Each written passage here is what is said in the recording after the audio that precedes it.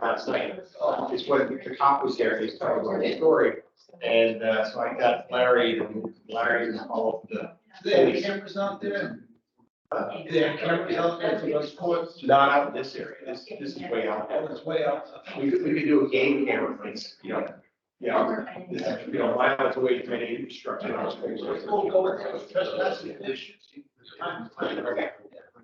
And you know what, people want these lots of things, you know, if it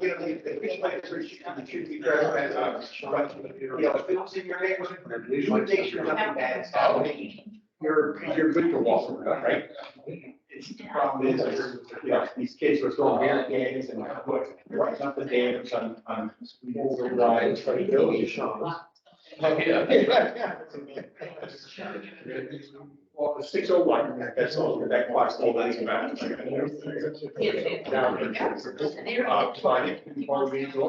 have a forum, it's not a big forum, we have a forum. All right. Get going here, here we go. All right, thank you. Good evening. I'd like to call to order the joint meeting of the Norwich Public Utility Board of Commissioners and the Sewer Authority for Tuesday, September 27th, 2022. In order to effectively run the meeting online, I would like everyone to announce their name and title before speaking if they are joining us via WebEx. Agenda item 2 this evening. It's a 15-minute public comment period. Are there any members of the public that would like to speak this evening? Yeah, we see the list up there, that's all staff up there. Okay, all right. There does not appear to be any public either here or on WebEx, so we'll move on to agenda item 3, which is approval of the minutes.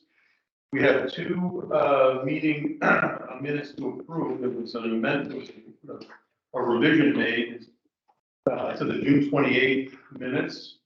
Mr. Wozika had noticed that a couple of paragraphs did not have the proper indexes on them, and that was updated. I looked at it, and it appears to be updated correctly. So I'll entertain a motion to approve the minutes for the meeting on Tuesday, June 28th. I'll make that motion. I'll second it. All right. Is there any discussion on the minutes from June 28th? All right, hearing none. All those in favor say aye. Aye. All those opposed say nay. Are there any abstentions? All right, the revised meetings from June 28th are approved. All right, and now our regular approval of the minutes for the August 23rd, 2022 meeting. That's in your board package this evening. And I assume everyone's taking a look at that. And I will entertain a motion to approve those minutes. Motion. Oh, second. Robert, thank you. I have a first and a second. Is there any discussion on the minutes from the August 23rd meeting? All right, hearing none. All those in favor say aye. Aye. All those opposed say nay. Are there any abstentions? All right, the motion carries. Those minutes are approved. All right, moving on to agenda item 5, which are the information updates, which are in your board package for both the leadership team template and also the financial update. Start with the leadership team template first. Are there any questions or comments on the leadership team template? All right, I got a couple here.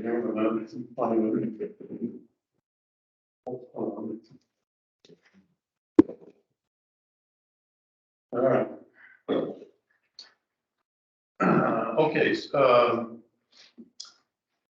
Under the Hale Mill project, we still have a section of road that has to be torn up, and we have to put a gas main down.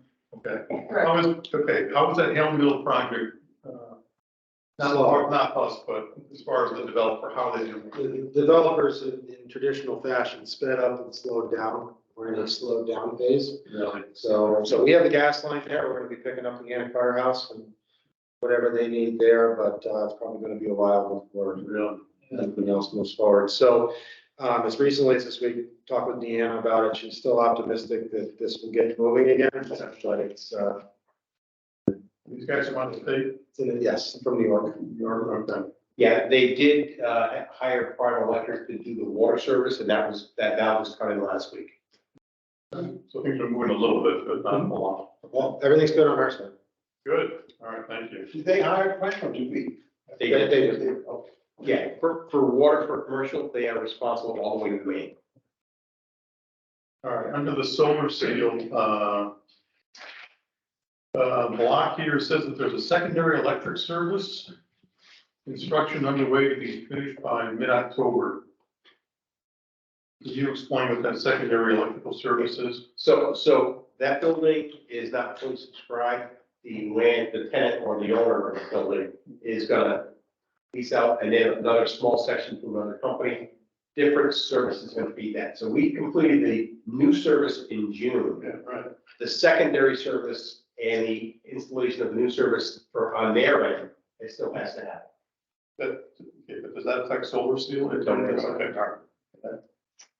All we're waiting for Solar Seal is for them to sign on for service, or Grossman's to sign on for them, and then we will move forward with that. But we're waiting for them, not the other way around. Okay, so now we're listing two cannabis cultivations here, one on Forest Street and one on 8th Street. 8th Street, that was a big, Mr. Biggs, right? Mr. Biggs. Okay, so what is the one, I'm not sure what Forest Street is. Van Tassel warehouse, which is behind the Norwich Firehouse, North Central Fire. So if you go, where Hugh Schnipp used to have an office on that, or You know, where, the downtown fire department? Yeah. You never know what's there because you go all the way down. Downtown Norwich, you cross, yeah, if you're on the west end. Yeah. Just as you cross over the bridge to the right, it's Spruce, not Spruce Street, Forest Street, And at the end of Forest Street, along the railroad tracks, the former Van Tassel. Okay. All right, There's actually two properties there, there's a building on it, and then there's another equally sized property with an additional building in the same square footage could be added. So their plan is to utilize both. wow, okay. And there's potentially two more, so. Two more. All right, well, let's hope they don't change the federal law. and this is round one where it has to go into that disadvantaged area of the community. Okay. It could have additional, when they open up full licensing, you know, they could go into, for instance, the old Freeport, they could go into the business park. Yeah. Or the new business park. Once that first round of licensing is completed, there's more opportunity in other areas.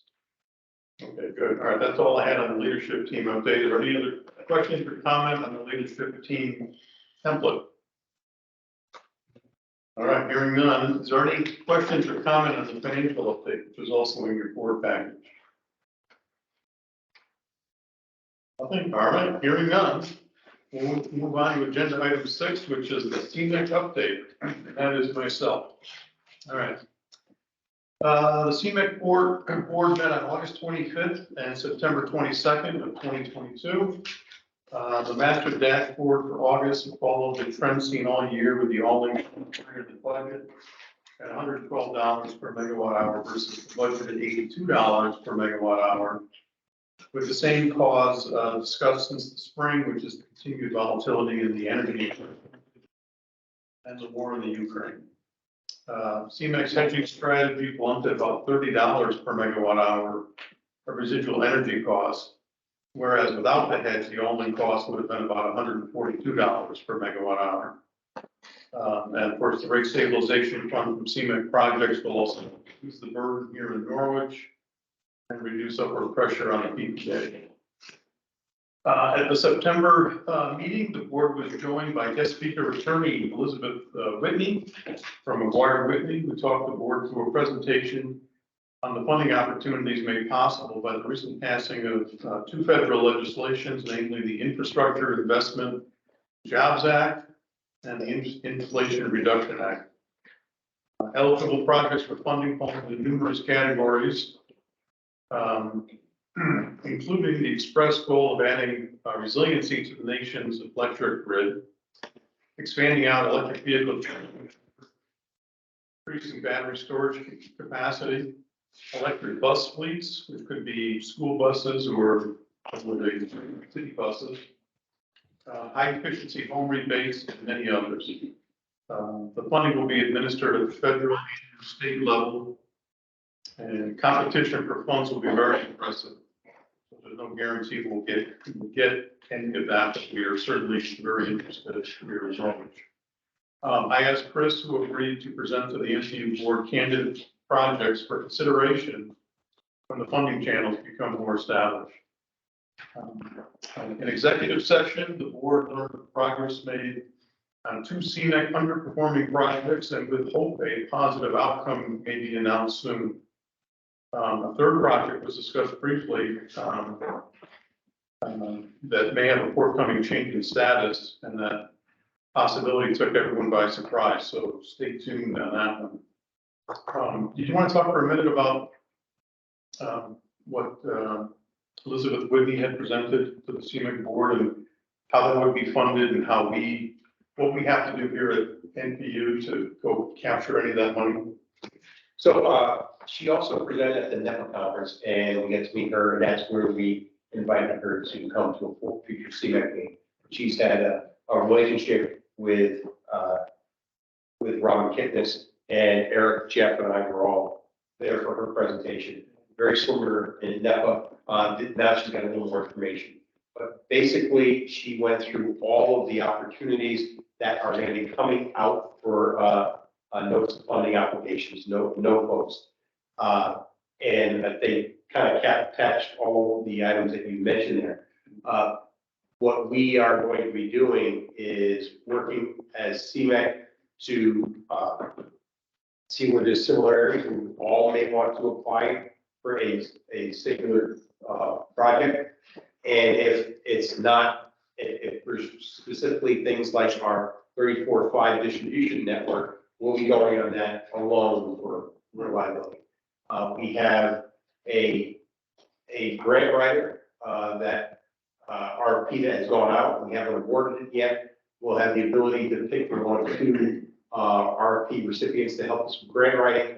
Also, Elizabeth Whitney is offering that through her service, and that would be a very pointed and a good option to use as well. In Connecticut, a lot of these DOE grants are going to be administered through the state, not through the Department of Energy, directly to the utilities. And we're going to be setting up a meeting in Hartford with Deep to talk about how all the CMEC members can get a seat at the table to make sure we're well represented. A few years ago, we put in for a microgrid grant. Eric was one who put that in place, and it was administered by Eversource only. And we didn't fit the mold. We had a great application. They're looking at things where you put the school in a generator and town hall all on the same generator or microgrid. We had one that would fed the entire downtown, and it would have been a great project and provide more value than some of these other microgrid opportunities. It didn't fit the mold, and it wasn't, Eversource was on doing a lot of critiquing and administrating. We're trying to get a seat at the table so we don't have to go through that. Well, that sounds like it's the most important thing, is that there's a lot of money out there, but there's all kinds of people that we want to scoop it up before we get it. So the hope is that all the members of CMEC will band together as we are in CMEC and put together projects and grant proposals and see if we can get some of that money. Is that the same funding that we're looking at in terms of, is Susan like is looking at? Absolutely. This- Yes. So Susan is a Washington resource, as well as Elizabeth Whitney. She's also working out of Norwich. Out of DC. She is a lobbyist. She is directly connected to public power. So I think we'll have a few visions as to what the best way of proceeding is, and we'll use both resources. And for what it's worth, Susan Lind, who is the acting gun person, is an attorney on the legal side of making guns. She does not lobby per se, so she cannot go to Joe Courtney or Blumenthal or anybody. She can't talk to staff. The Whitney woman can lobby. All right, so Just one, can I mention one other thing that I think is gonna become an issue? An issue sounds too strong. Something that we ought to think about. Apparently in the new legislation, nonprofit organizations have been given the same sort of or similar tax advantages to private developers in doing certain projects. And up until now, what CMAC had primarily done is do purchase power agreements with private developers who would actually develop a project.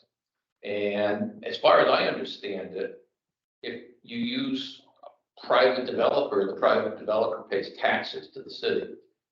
If CMAC does it, CMAC is tax exempt. I don't think they would be paying paying taxes.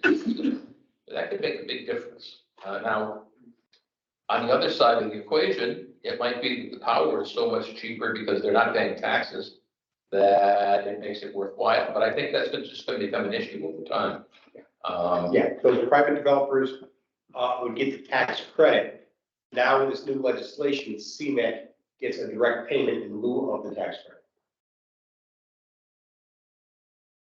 And then just from the other aspect, I mean, which I think will come before the risk management committee at CMAC, is that if you're the purchase power participant and something terrible happens at the generating plant or the solar field and batteries or whatever, you're not liable in litigation. You do it yourself and something bad happens, you're in a lot of trouble potentially. So, I mean, that's an added level of risk. I don't know what's the right thing is to do, but it's something we're going to have to certainly look at. all right. All right, moving on to agenda item 7, which is the Economic Development Subcommittee update. And for that, I would ask Robert if he'd be so kind. Yeah, we had a meeting last week of several people who were economic players in the area. So CMEC sent 5 people to the meeting. Dave Meisinger and Robin and Mike, Mike Rawl and Gabe and I think somebody else there. I think that was it. That was it. Maybe Robin, Gabe, Dave, and Robin Kenneth. yeah. Well, and Henry Kissinger.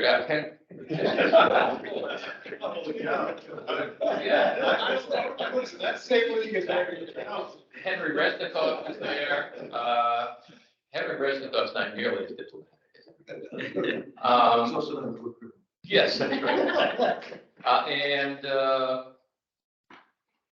Susan Lenton's on the phone. Kevin Brown was on the phone as well.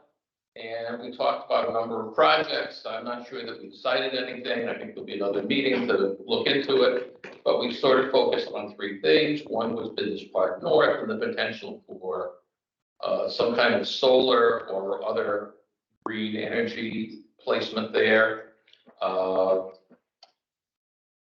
We had originally said there were 25 acres available. Henry says, no, it could be 100 or 200 acres if we really configure things properly. Of land that could not otherwise be used for,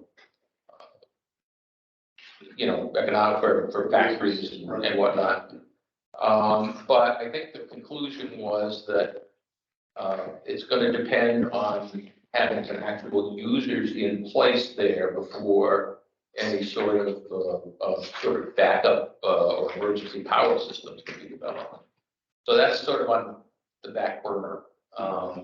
Secondly, we talked about the 34.5 substation connection loop, and Susan Lenton said to us multiple times that the chances of getting federal funding for something like that improves if we, let me back up. What we've always said is we want the distribution system for reliability and also for better power handling capability.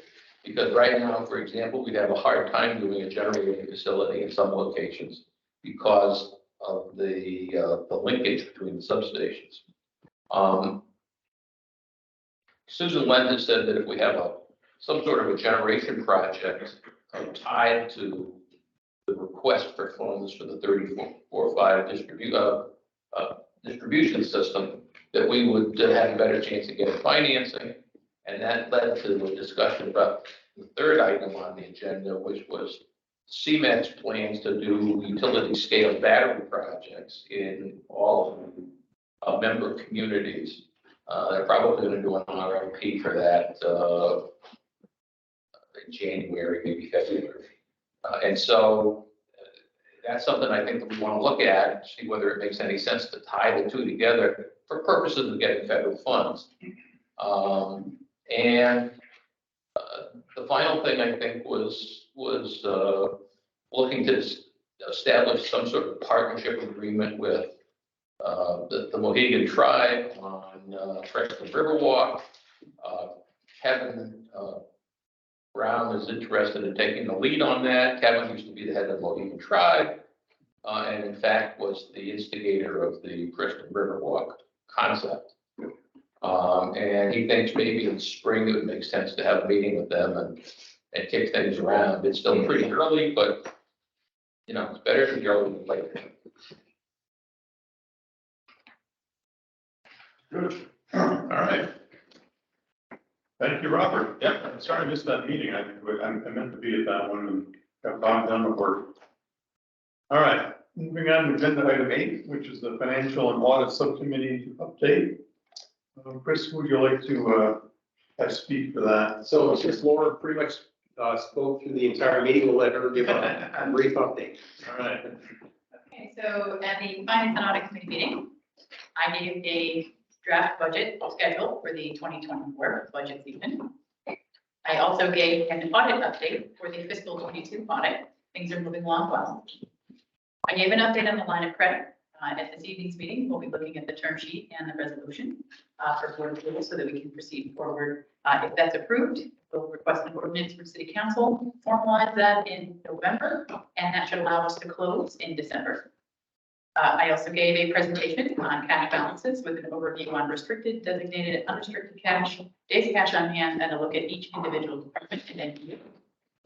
And then Steve gives a presentation on financial metrics and key performance indicators that were derived from APPA and Moody, with a discussion on how established metrics and policies will work together to help us reach our financial and strategic goals of having a rating equal to or better than the city. That was our meeting. All right, very good. Thanks, Laura. And we start reporting on the KPIs after we get the audited financials, and that'll be when we have real large stuff populating those those performance indicators. All right, very good. All right, well, then moving on to agenda item 9, which are the strategic presentations. We have 3 presentations tonight. Laura just mentioned the line of credit. We'll go first. We have energy costs and also water and wastewater projects. So we'll start with the line of credit update. All right, Laura, you have the floor again. Okay, I do have copies, if anybody needs a copy of the documents that were included in the packet. That includes the resolution and the term sheet for the line of credit. So we worked with our council to go through the process with Dime Bank, and you'll see Exhibit A in the packet. That is the term sheet. Okay. And the cover to that is the resolution that would the board would need to approve in order to bring this to City Council for hearing on this. And then once that is approved, then that would give Chris the authority to sign on the line of credit as we go through the legal process of the documenting of the line of credit. And then we anticipate that would happen for November for the City Council, and then closing in the month of December. Yeah, so Betsy has this at the City Council, for the City Council first reading, potentially on Monday if this passes from our board today, so. All right, very good. Are there any questions? The line of credit update that Laura presented. All right, hearing none. Hearing none, we'll move on to the energy cost, which are the PPA and the PGA, which would be Stephen. It will be, PC, and you know, for the CMEC board members, you maybe getting a preface of this of what wholesale power is looking like going forward, all of the challenges we're facing, and Steve will bring it back to the retail from the wholesale side. Now, no pressure, Steve, but the price of gas did go back down to $3 a gallon, so. Yeah, I saw that. That's why I bought some futures this week. Here we go. Let's see. Okay, so as Chris mentioned, I'm gonna provide an overview of forecasted energy costs and adjustments we need to make to recover those costs. Because although gasoline did drop down to $3 a gallon, electric and natural gas continued to rise, unfortunately. Okay, so they're at the cost of electric and gas are at an all-time high. They're fluctuating a little bit. They're a little lower than they were maybe a couple of weeks ago, but they're still at an all-time high. And the futures and forward markets in both continue to be extremely high for the winter due to a number of factors. This is an all-inclusive. You can probably find any reason out there, but the biggest ones that we consider are inflation. Inflation was at 8.52% as of the end of August. National and global supply and demand, specifically for liquid natural gas. Within the last 5 years, the United States started exporting liquid natural gas in the form of liquid. So now we are impacted by a global market. And not only do we have a European energy crisis due to the Russian-Ukrainian conflict, but we have strong Asian competition for that same liquid natural gas. And it's not unheard of for LNG to be trading at $50 to $100 a decatherm as the ship is going across the ocean. Is it going to go to Europe or is it going to go to Asia? Who's going to be the highest bidder?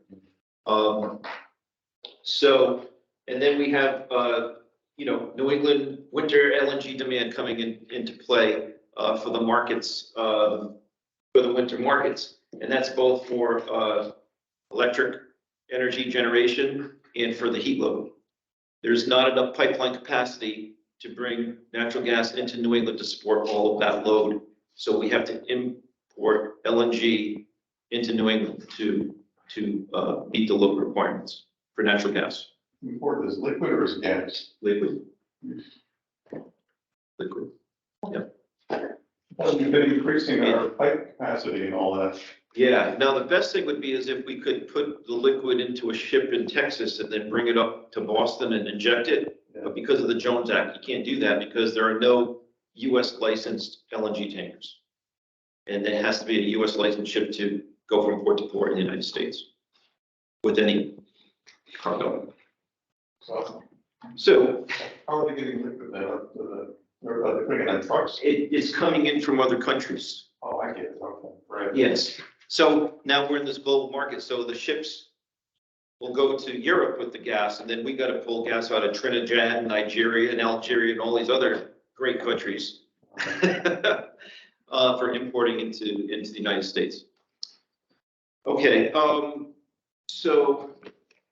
And then we have a natural gas storage balance deficit in the United States right now, down 11% from the 5-year average. So that's a huge indication of there's not going to be enough potentially, pipeline gas to serve the load, which will further increase prices. In addition, although we've had increases in natural gas production, not huge increases, but we have, it has been matched with increases in demand, both from natural gas fired electric generation and increases in export demand, again, in the form of LNG. And just to give you an example, Algonquin Citygate pricing for this winter in January right now is trading at $37.62. Right now, and winter's not even here, there's no cold weather yet. Yeah, historically, $2 to $3. $2 to $3, maybe a couple dollars above NYMEX, something like that, and it will peak out on certain days when it's very cold. We've never seen a market like this where if you want to buy futures right now in January, you'd pay almost $40 a decatherm. So we recover, I know we've been through this many times, but we recover wholesale gas costs through the PGA, and we recover wholesale electric costs through the PPA. They were last adjusted in on June 1st of 2022, and that was based on forecasted market costs as of March 31st. So we have to set some line in the sand and then do all of our analysis. And again, these are just pass-through costs. At that time, we did a PGA increase of 6% and a PPA increase of 7%, if you look at the impact on customer bills. Since that time, natural gas and electric energy costs have continued to increase. So we continue to analyze this, and we determined that additional adjustments have to now be made to the PGA and PPA to ensure full recovery of costs both for the past and in the future. But while also mitigating impact to customer bills, ensuring that bills stay as stable as for as long as time period as possible, while also being predictable. We don't want to change it in the middle of the winter when prices are high, if we don't have to. I'm just going to focus on, you've seen this spreadsheet before. I'm just going to focus on the highlighted area for tonight. It just shows the increase in natural gas expenses for fiscal year 23 for forecasted natural gas expenses of 2.2 million since that March 31st timeframe. So in the 5 months, our natural gas costs have gone up 2.2 million. That's 22.5%. So that additional amount needs to be recovered from our customers.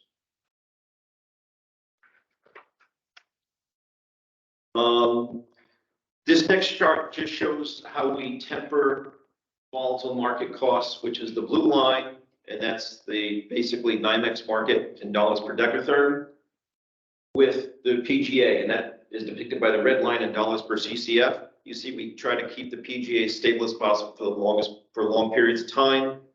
But as you can see in the far right hand, over the last couple of years, the market has continued to increase, and we've had to raise the PGA more often than we have had to in the past to recover costs on a going forward basis. Let's see. So over the next 2 years, through fiscal year 24, we have to cover $21.1 million worth of wholesale natural gas costs for those 2 fiscal years. It wasn't that long ago where our natural gas expense were about $4 million a year. That shows a difference in how much things are. That will require an increase in the PGA effective November 1st from around 52 cents to 78 cents per CCF. And that'll allow us to fully recover all of our gas costs and hit our target of $4.8 million by June 30th of 2024. So that's the end of the fiscal year 2024. However, it will result in a low balance of $680,000. So we're 4.8 million is our target. During that time, with our forecast, if we are to make this adjustment, we will still realize a low balance of $680,000.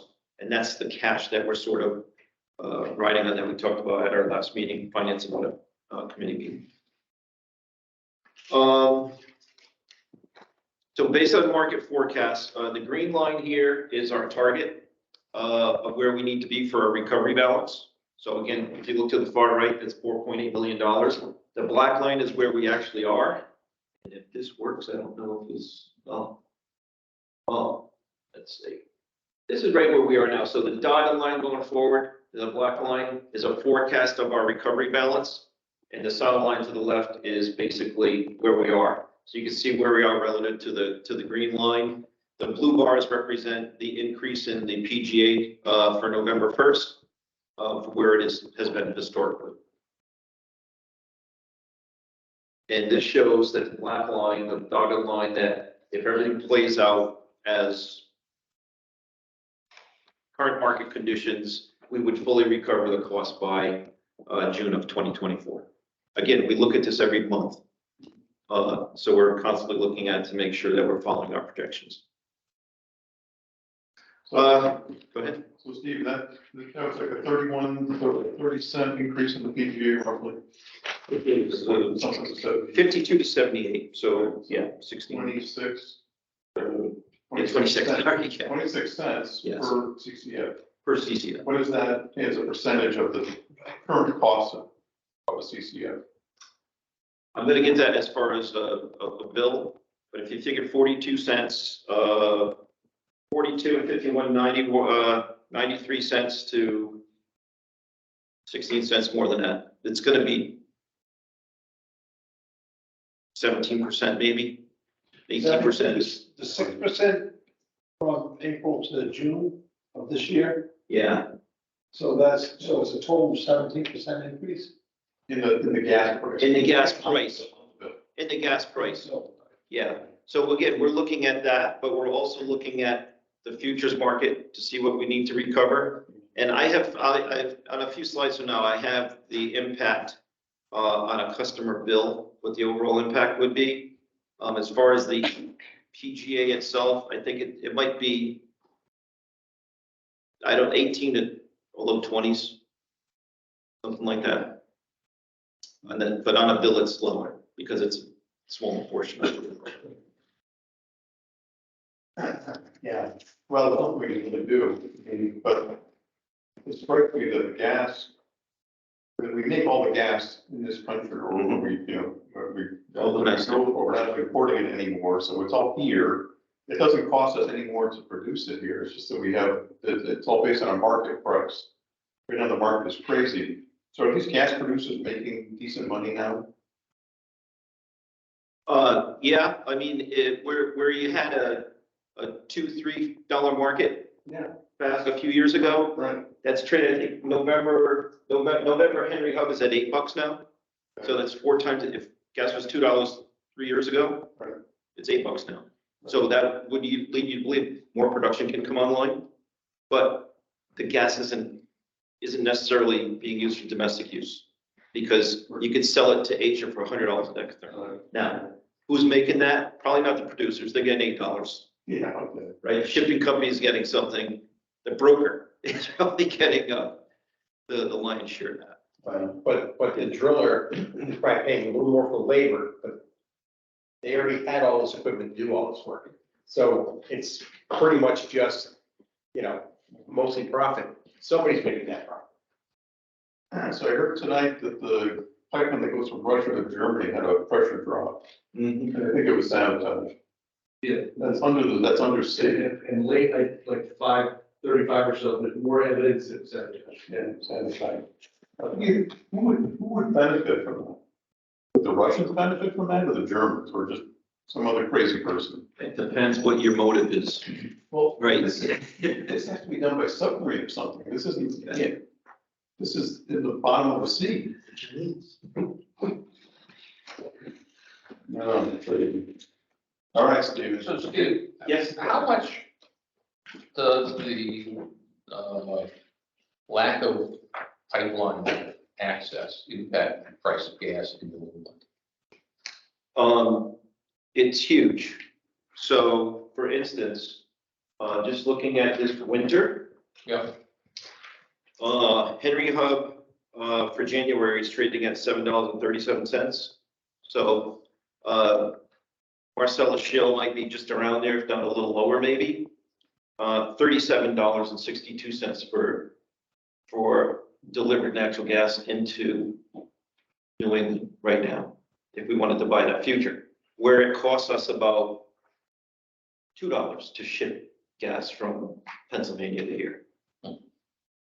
So that's the, but I mean, that's one of the big factors, isn't it? I mean, that for whatever reason, we don't have an adequate number of pipelines where pipeline operators are competing and all of that sort of thing. Whereas other areas of the country do have pipelines and they get a lower delivery cost. But the extra pipeline capacity we bought in the past is greatly enhancing our ability to maintain or minimize how much of this high price gas we have to pay for. yeah, Laura and I wasn't there, but Laura and our gas supply expert They just met with our gas supplier and they basically said we were brilliant to buy that extra capacity when we did with these prices. Right? I said, thank you very much. Okay. Evidently, there was a crystal ball that worked really well when we made those decisions, but it brought us up to where we have, the capacity that we need for our load. And it really is saving us a significant amount. Because we would be spending $37.62 a decatherm, no question. So on that coldest day of the year, we may still have to buy some of that high priced gas. We will be cashing out to that price and we may have to be buying at that price as well. On specifically on weekends, because you have to schedule your weekend natural gas on a Friday for Saturday and Sunday. So you can't do intraday trading on Saturday or Sunday. I mean, you have a situation where New York is began new pipelines. And, you know, I don't know if they're ready, any other ways to get the gas to Connecticut. I don't know if anyone's getting a pipeline through New York anymore. Yeah. Really.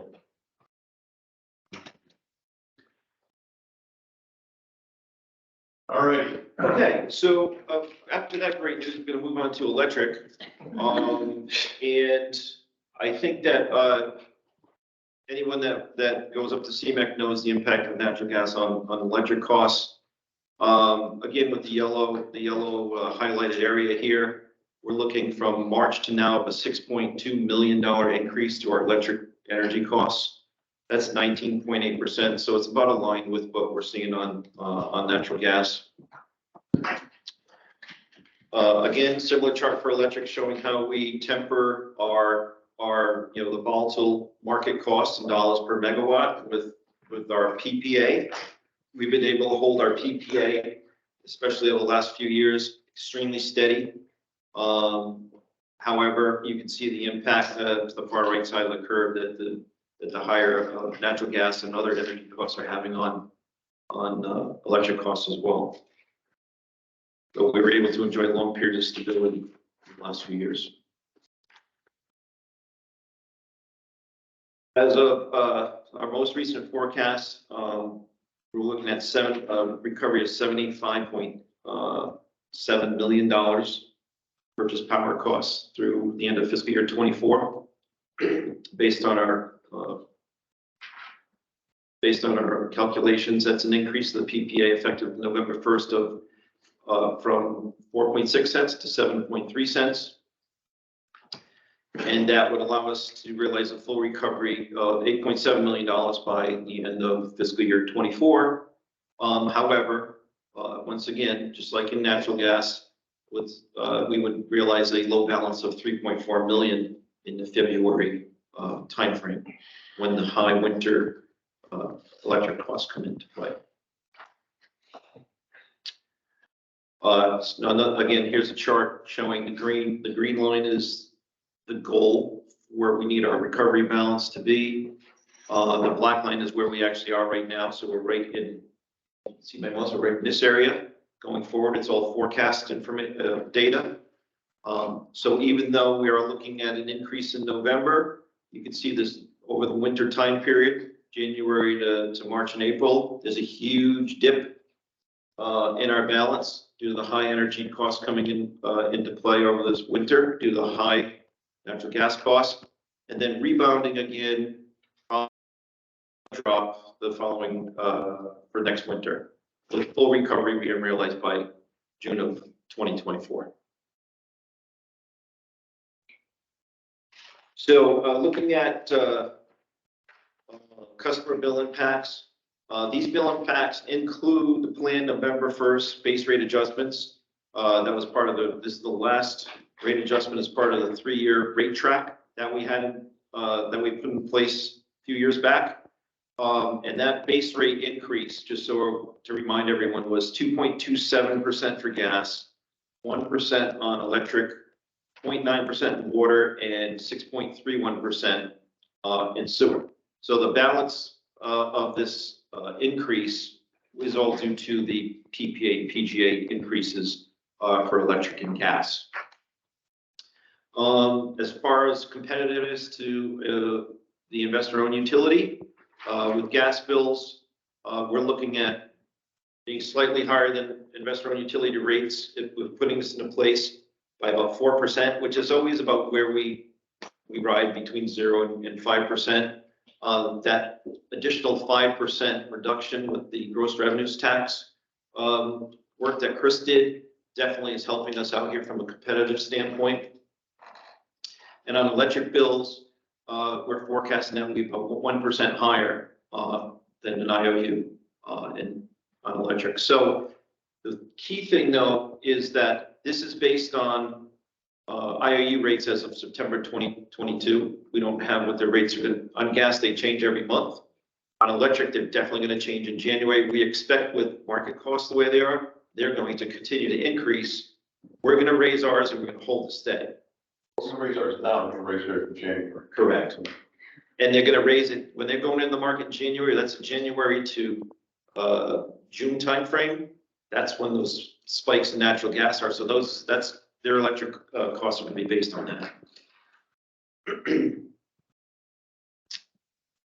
So, overall summary and next steps, we plan to increase the PGA and PPA based on this effective 11/1, so along with the base rate increases. Chris Riley has communications on that, ready to go out. The adjustments will allow for us to recover the energy costs while maintaining our recommended levels of cash, as we spoke about in the Finance and Audit Committee meeting, but also mitigate that price volatility, wholesale price volatility on customers, and provide stability and predictability, especially for our commercial customers that rely on natural gas for production. It's a $36 a month increase to a 4-service customer, or about $1.20 a day. If you're just a gas customer, it's 50 cents a day, or just electric customer, it's 57 cents a day. We have a number of customers that are just electric. And we'll continue to closely monitor market conditions and adjust this as necessary. Just again, we'll look at this every month. We get 5 years of forecasts and we utilize 3 years to do our analysis, and we base things on a 2-year window. So we're looking at this all the time, and we'll keep you abreast of any further changes. So while Claire isn't here tonight, I would expect that one of the first couple of bills go out either to a large group or frankly. This is gonna become a story because it's the continuation of inflation. And Steve and I have talked about how we can provide additional perspective. So while this is difficult, what would the situation have been if we hadn't bought the additional capacity? This is difficult, but what would it be if CMAC wasn't able to hedge the way that they do? So we'll be able to paint this picture, which is difficult, we don't run from it, but it could be a whole hell of a lot worse if it were not for the forethought of buying additional capacity and the hard work CMAC has done, which will be huge numbers. And while no one's going to be happy about this, I think that we can provide the perspective of what it would have been will help. The investor on the utilities going up in January, February, that will help, but also to be able to say that we believe this will be stable for a while, I think it helps as well. When we get that word out, it won't take effect until November. There's no sense in frankly irritating people now. We'll do it closer to November when it takes effect.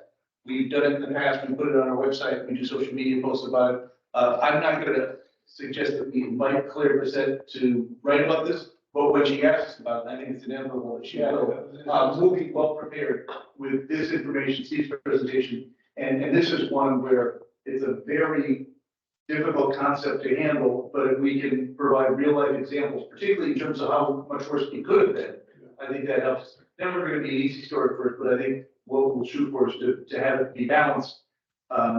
The board meeting in November is right after Thanksgiving, and the one in December is right after Christmas. I don't think we're going to get people in here complaining. This board knows more than a few things going on in the city that will be a distraction. But December, January, I wouldn't be surprised that people get a little irritated about this. But we'll be able to explain where we're coming from, and that none of the money is staying here. This is well beyond our control, and we can show what we've done to mitigate it. I think one of the other things is that the bill people get is actually a combination of the PPA, the PGA, and our internal distribution and service costs and so forth, which we have a pretty good handle on. Yeah. So, I mean, that pulls down the actual amount they have to do in their checking account. So we'll be able to point out steps, we've taken concrete steps, and that it's difficult, that it could have been worse. And then there'll be the comparison for Eversource or whoever, after the first of the year. You keep seeing stories about non-payment of electric bills by electric customers and gas customers too. And you see stories about how bad it is now, how much worse it's gonna be. Yeah. And the cynic says that there'll be a big push to get more home heating assistance from the state government after the election. And there'll be a big push to get some more from Washington. Chris and I were with Deb Monahan at the Joe Courtney event on Tuesday. She said that whatever the levels are, they're not gonna be nearly enough because the demand is gonna go up because energy prices are gonna go up. So I would be shocked if the state doesn't do something right after election day or very early on in the legislative session that starts in January. But this is gonna be an issue for a long time.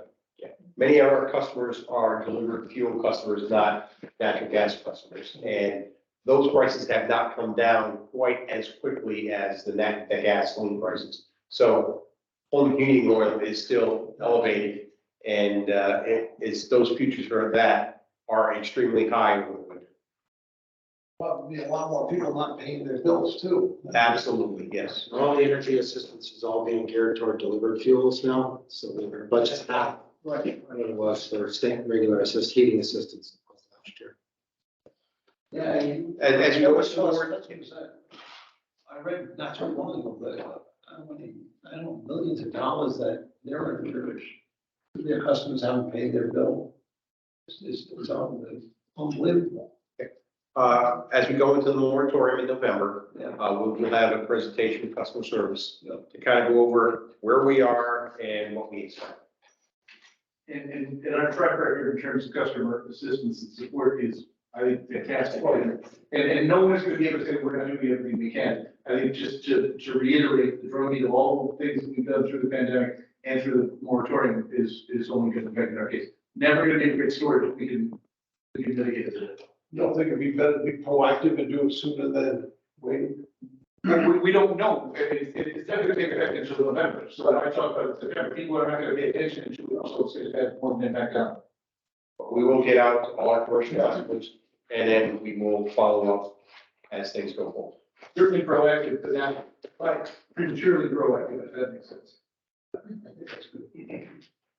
Well, even with this increase in the PPA, I'm still gonna save money on my heating bill and my cooling bill next year. And the cost per mile for my car went from 6 cents a mile to 7.2 cents a mile, so I'm still okay. I think I can swing. But the last time I put oil in my tank, it was $5 a gallon. It used to be $3 a gallon, so that's a 66% increase in the price of oil, and it'll come back down, but that's nothing compared to our 17%. It's around $4. It hasn't come below that. It's only gonna go up at this point. So it's not good to have that increase, but it's nothing compared to what happened to the price of petroleum. So that's the good news. All right. Well, thank you, Stephen. Thank you, Chris. And now moving on to the next strategic presentation, Larry. We'll talk about water and wastewater project. Yeah, there's 5 resolutions combined, 2 in sewer, 3 in water for your consideration. You all should be somewhat familiar with some of these projects. They keep coming around. The first one is the sewer project is the South Thames Street, Cove Street forest main rehabilitation. We were pleased to find out that we did get priority points and funding for this project from DEEP, which is great, but there's another application period that has to go in. So having said that, like I said, again, the South Thames Street Port Main is 2,500 feet, 12-inch main from the South Thames pump station on the side of Route 32 up to the Cove Street pump station by the Norwich Firehouse. That force main will be lined. The access pits, everything's already been put in. Just need a contractor to come and install the liner. The Cove Street force main South Thames Street ties into that main, and there's a shared force main from Cove Street up the side of the railroad tracks, underneath the railroad tracks over a 1940s utility bridge. There's also a need of repair and ties into the force main that is inside the wastewater treatment. It's about 400 feet of, we've been direct dig next to the railroad tracks, about 100 feet of liner, and then a new pipe over the utility bridge. The utility bridge, the piers have been very much degraded over the years since 1940, and then the salt brackish water. So that will also have to be approved. It is a CSO related project, which is 50% funding, 50% grant, 50% loan, which is a significant amount of money. It's hard to pass up. So the resolution again is 6.75 million for construction, project engineering and oversight, update easement costs with the railroad, and closing costs for the loans. Next one, Steve. Rings Alley Force Main. Trying to show you a quick picture. It's hard to see. Again, it's the dash line that's, of course, that's the East Branch of the Yantic. It's no longer active. What we were able to is bypass up this way and across the bridge. That was also selected for funding by DEEP, which is a good thing. We are investigating next week coming up through sonar to find out where the break in the main was. We still have high hopes that we can line that section of pipe for a fairly inexpensive and quick repair. If not, we've asked for money if we have to reroute this force main. One of the options is the west side of Washington Street and hanging off the DOT bridge. Painful process, but we still have to get we still have to fix the pipe. It is what it is. So we've asked for 2.25 million, again, 50% grant, 50% loan. And it all includes the construction, project oversight, all that stuff, permitting, easements, all this. So Larry, if you can't get that relined, you would not go back under the river.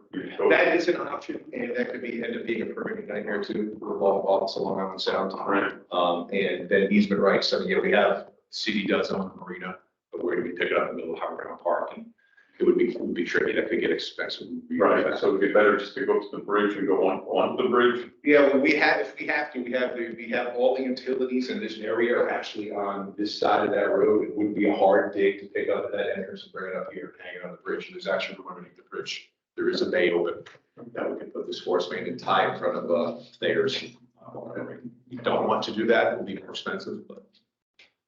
The other thing is if we were to go and do it under the river again, the bulkheads where this comes out are also in need of. Those are shit. Public Works does know about it. They're pretty Swiss cheese.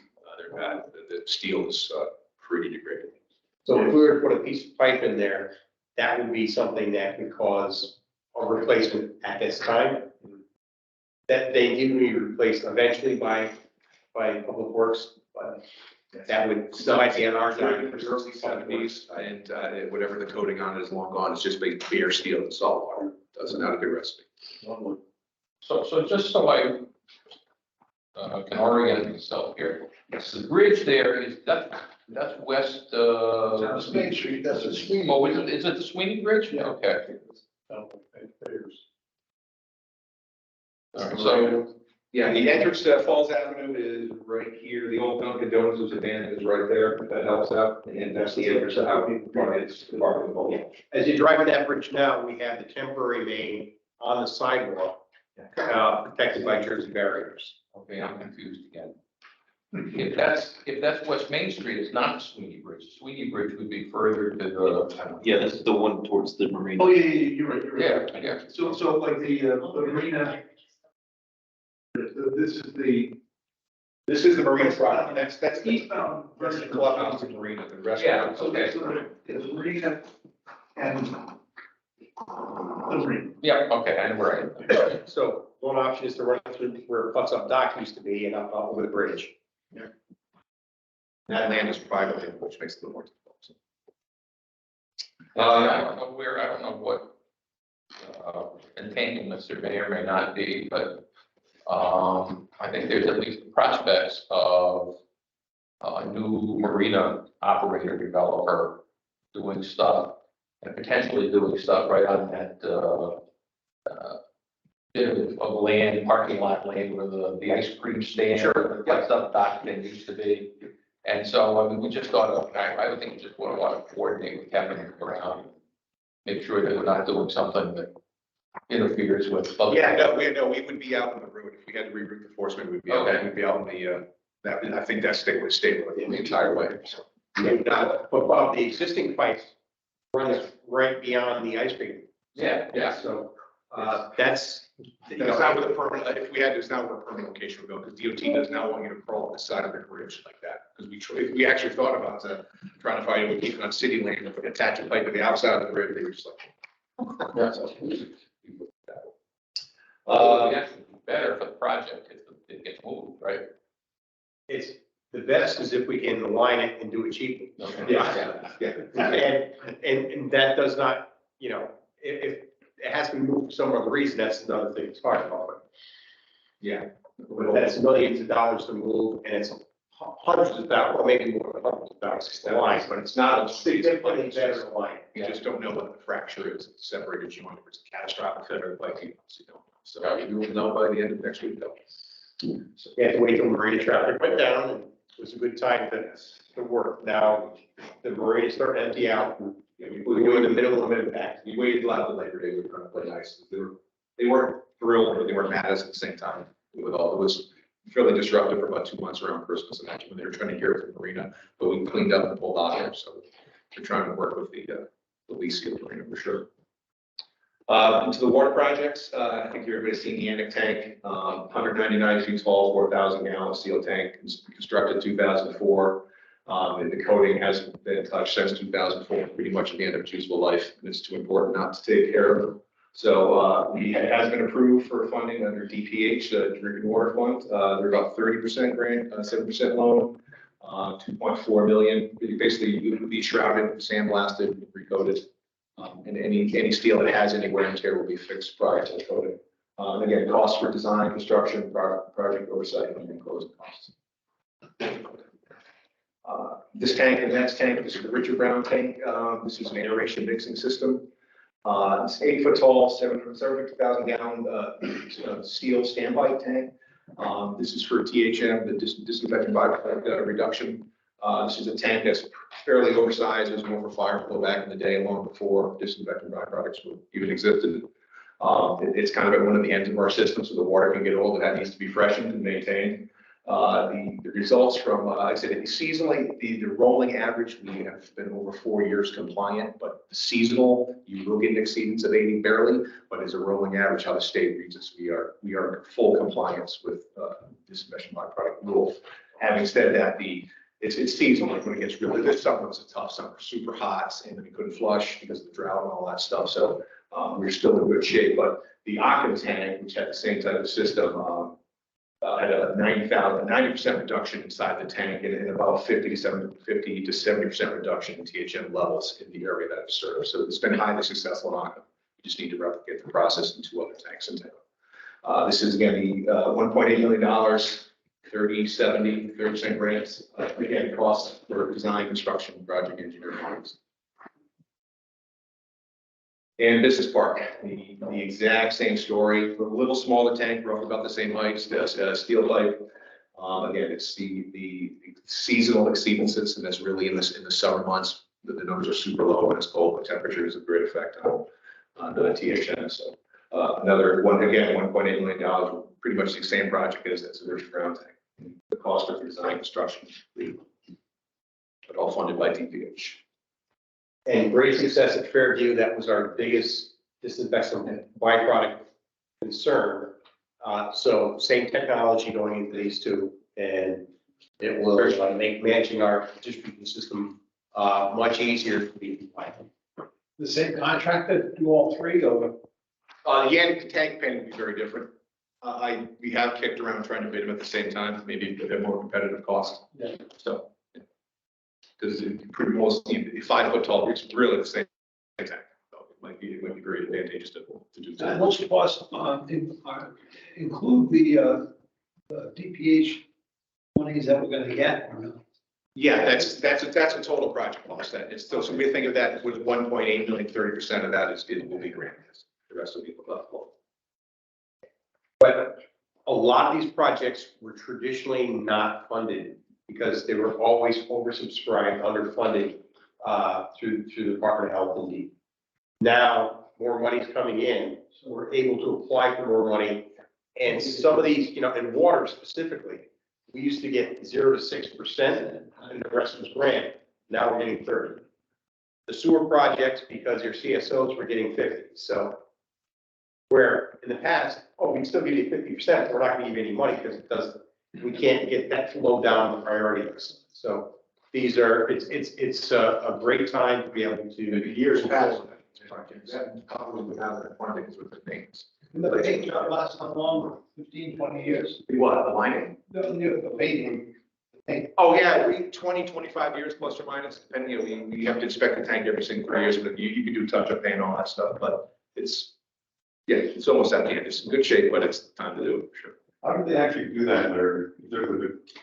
They're scaffolding goes all the way up, or They will have, yeah, they will have to, if they have to sandblast, they will have some scaffolding that will shroud this thing, sandblast it, for sure. Wow. And I have seen these big tanks, they literally hang a guy in climbing gear and he goes over and paints. You're saying points at the top of this tank, I wouldn't want any part of it. I've seen that. That's like. It's not involved, they're actually Yeah. intended to hang. You gotta go up and hang off the side. That would be good. So you hang off the top and then the ring pulls you in, so you're actually up against the tank. And that tank is not like structurally stable, it moves with the weight. It's like just went around, yeah, it's ready. Especially when there's no water in it. Yeah. If any commissioner would like a tour of the tank, it's 100. Great view, you can see Long Island Sound. I've done it once. I'll never do it again. Yeah. It's all ladder that goes up the side. Yeah, you walk in the middle. Oh, yeah. Oh, in the middle? You walk in the middle. On a ladder, and then the top is a hat or something? Yeah. Yeah. Oh, like a little jail up there? Yep. Walk around. Yeah. Yeah. All right, thank you, Doug. So you're going up in the middle, and a tube about this big around, you know, maybe it's a little bigger than that. It feels this big. Yeah. All right, we will have to amend the agenda this evening to add a discussion on a strategic presentation on the sewer assessment policy, which was not included. So I will entertain a motion to amend the agenda. So moved. Thank you, Robert. Thank you, Bill. All right. Right. So at the last council meeting, we held a public hearing, and our attorney, Joe Jureko, and I spoke on behalf of this project. The two ordinances were resolutions passed by the board previously. One was for disabled people to be able to get the same relief as elderly people. And the other one was to, going forward, look at collecting and penalizing in the right amount and not looking back for the 18% penalties. So both passed unanimously by the council, and a lot of hard work by staff and by the team to get it there. The next piece is how we're going to administer it, and Laura will give a brief update of what the policy looks like, and we'll pass the policy out as well. It's very simple. So what's coming around is a resolution that we're asking the board to approve and an attached policy. The policy briefly says that NPU will have a program that will allow elderly and disabled person to set up an optional payment program. And this payment program will allow them to defer payment on the principal, but pay the bond interest until they either transfer title or pass away. And what this does is it offers them some relief in regards to the payment. The interest payment, the bond interest payment is substantially lower than the principal payment of the assessment. This program runs in conjunction using the same process as the city tax relief program. And the finance team and the tax assessor will work together on the qualifying process. And we'll do that as we get applications in from anybody who believes they qualify for this program. So we're going to be using the existing parameters of that city tax relief program to administer this program. Okay, thank you, Laura. Are there any questions of Laura or the policy? Before we go too far, all those in favor say aye. Aye, okay, the motion carries. The The agenda is modified. All right, Oh, thank you. sorry. Yeah, I'm sorry, it's sort of Sorry, that I wasn't process. speaking fast enough, I'm sorry. All right, motion carries. I jumped All right, thank you. regularly. All right, thank you, Laura. All right. Now, moving on to. All right, so. Moving on to agenda item 10, which are action items, and we have a whole slew of votes this evening, as Chris mentioned earlier. The first three will be lumped together into one motion if we can. These would be the meeting schedule for the board of sewer meetings, the economic development, and the financial audit meetings. I will entertain a motion. Make a motion. Bill? Meeting dates for 2023. Second. All right, thank you, Robert. Is there any discussion on the schedules for the three meetings? All right, hearing none. All those in favor say aye. Aye. Aye. Say nay. John, okay. All those opposed say nay. Are there any abstentions? All right, the motion carries. Those three schedules are approved. All right, the next item to vote on this evening will be a resolution that allows Crystal Rose to enter in a line of credit, as we discussed this evening, subject to the conditions set forth in the term sheet that we also looked at this evening. I will entertain a motion. Make that motion. Thank you, Bill. I'll second it. I hear a first and a second. Is there any discussion on the line of credit resolution? All right, hearing none. All those in favor say aye. Aye. Those opposed say nay. Are there any abstentions? All right, hearing none. Resolution carries. All right, and I will bring that forward to the council for the next meeting, All right, for thank the you. first reading. All right, first reading, here we go. Okay, we need a resolution. We need a motion, I'm sorry, for a resolution that will set forth the manner in which we collect our past due sewer assessments that we just discussed as approved by the city council's ordinance last week. I will entertain a motion. So That we just talked about. Yeah, okay, all right. Robert, Second. move. Sean, who has an echo, seconded. Yep. All right, is there any discussion on the collection policy that we just discussed? You know, I read the article that the one is dead, and that there were some people that were not happy with this policy. And, you know, I guess what I was trying to understand is that there are some people that maybe purchased a house and were not made aware that there was a lien. And they should have done their due diligence, or their attorney, or the real estate agent. But you know, some people seem to be surprised that they even had, you know, an encumbrance on their property.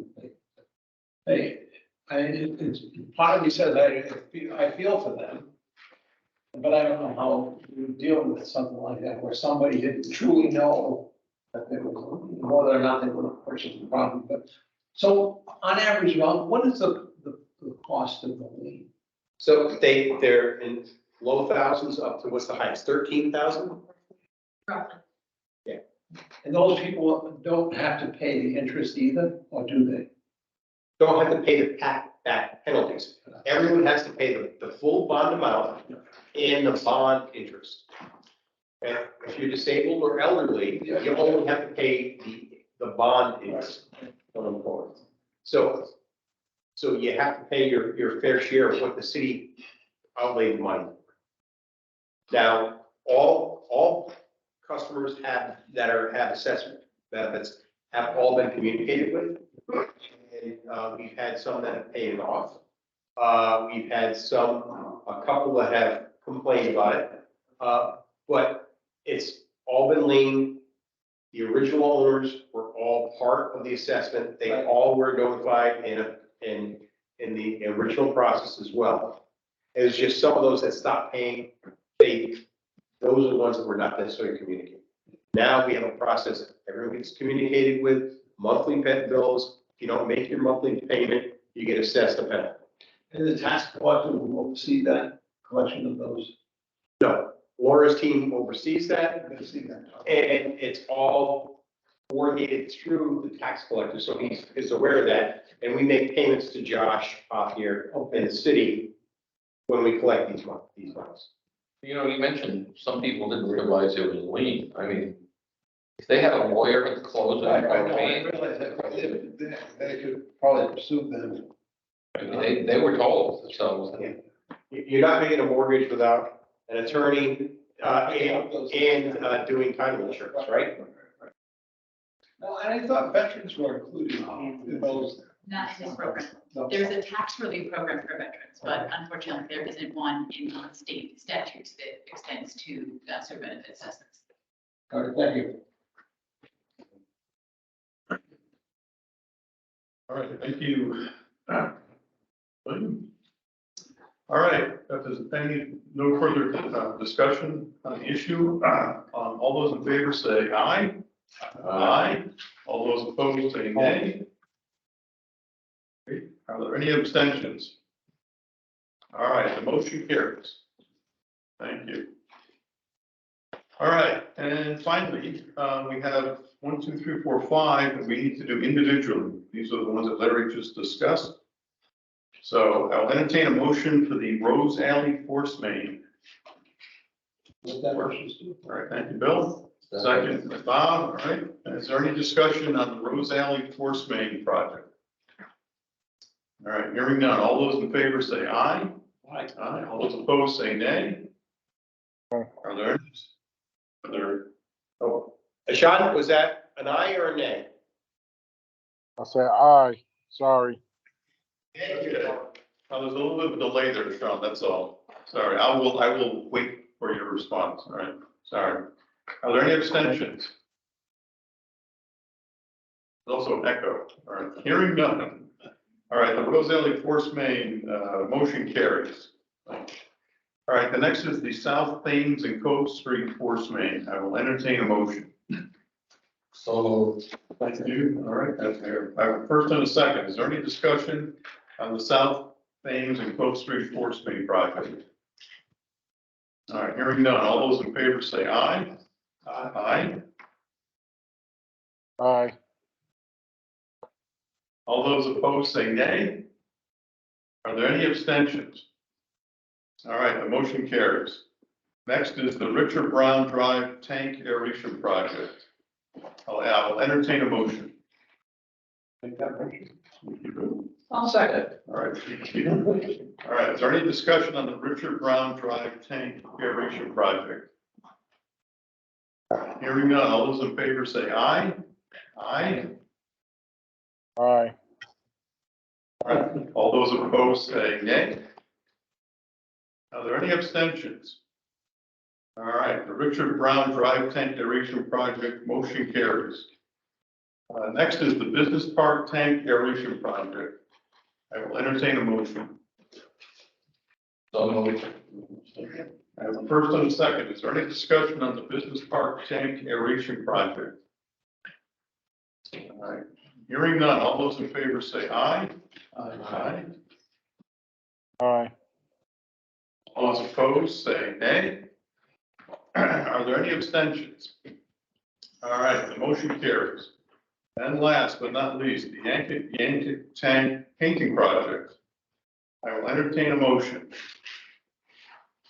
All right, thank you. Second. First and a second, is there any discussion on the Yankee Tank Painting Project? Hearing none, all those in favor say aye. Aye. aye, All those opposed say nay. Are there any abstentions? All right, the motion carries. So you're in business, Larry. Well, one more step. They all have to go in front of the city council. First reading, go to the commission on city plan for the 824, and then back to the city council for the final adoption. So I don't think any of these are controversial. I don't think it'll be any issue, and they all fit with our long-term strategic goals. Thank you, Chris. All right, that brings us to agenda item 11, which is executive session. I'll entertain a motion to go into executive session. Thank you. Robert, second by Bill, all right. All those in favor say aye. All those opposed say nay. Any abstentions? All right, we're in executive session. Thank you. Eric, would you like to stay? So first of all, there'll be no actions after elections and issue of business that you do. And, I'm not going to need anybody to stay. You can handle, getting us all isolated here. All right. Can you? Oh. I can. Line 40. Got it right here. Oh, I got it.